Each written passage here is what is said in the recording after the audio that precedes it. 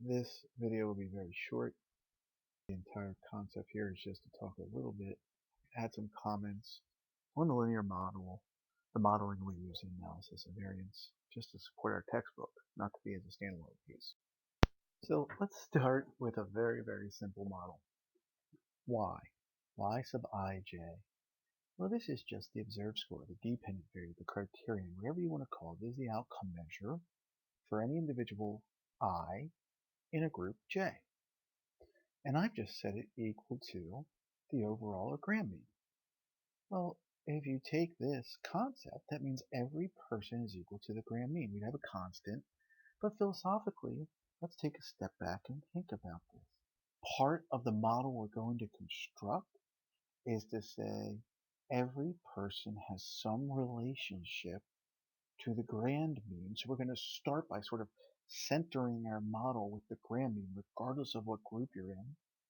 And then we're going to see how far away you are based on two different measures. So now we've adjusted this, and the first thing I'm calling a measure is the group effect. So we have a person y sub ij, so the observed value for a person I in group j, the gram mean, and we're going to add some group effect. Now the group effect could be a negative effect or it could be a positive effect.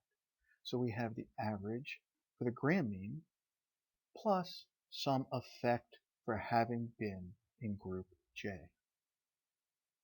Now what this does is that we have the gram mean, and then we have the change away, kind of how far away the mean of your group is away from the gram mean.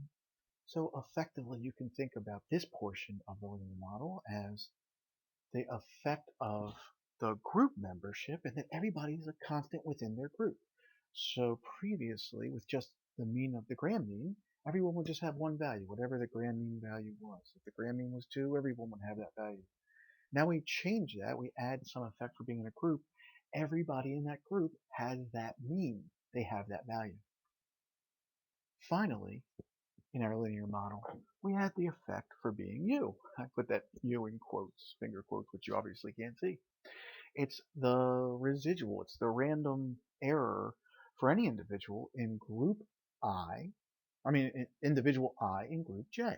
So this kind of parallels, now this is like the individual influence. So we have the gram mean, the effect of having just been in the entire experiment across all the groups, plus the influence of the between group or group effect, and now the influence, just the random error and the randomness of being you or being a person in the experiment.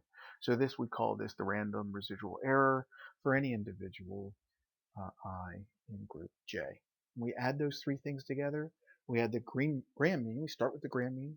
We add or subtract the difference from the group mean to the gram mean, and we add or subtract the difference from the individual to their individual mean, and we end up seeing that this is the overall effect for an observed score, or the dependent variable that we care about. This is the linear model, and that's just a little bit of words around it to support some of the context of our book chapter.